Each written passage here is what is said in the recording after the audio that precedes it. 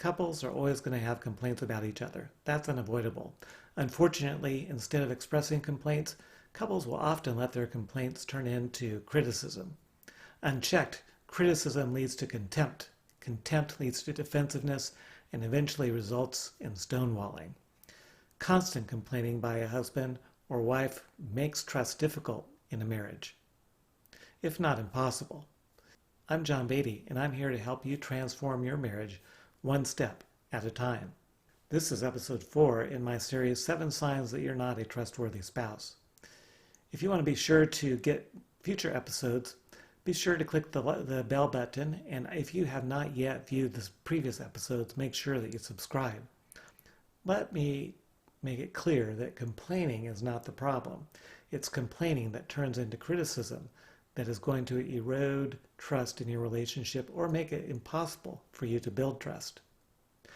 Here are 3 tips that may be helpful to you and your spouse. First, express how you feel. Effective complaints begin with a soft startup.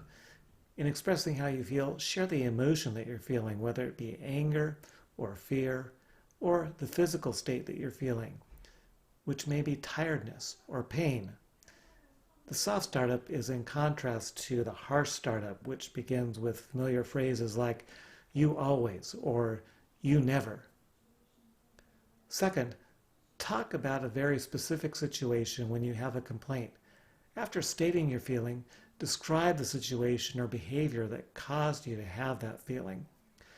Many complaints that couples have about each other will never go away. If that's bad news, the good news is that complaints don't always have to turn into criticism and drive a relationship to its bitter end.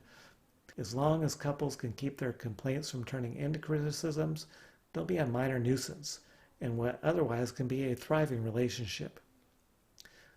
My third and final tip is to state a positive need.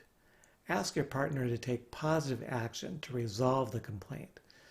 Using this formula doesn't guarantee that complaints will be resolved, but it does give couples a tool that they can use to express their complaints without the risk of their requests being sidelined by a spouse who feels the need to defend themselves against criticism.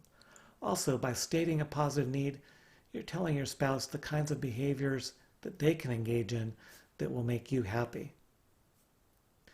If you'd like to read an example of how this works, click the link below this video. That's all for now. Remember to like, subscribe, and click the bell button if you want to be getting more content like this, and if you'd like to see my previous content. Until next time, I'm John Beatty, and I'm here to help you transform your marriage one step at a time.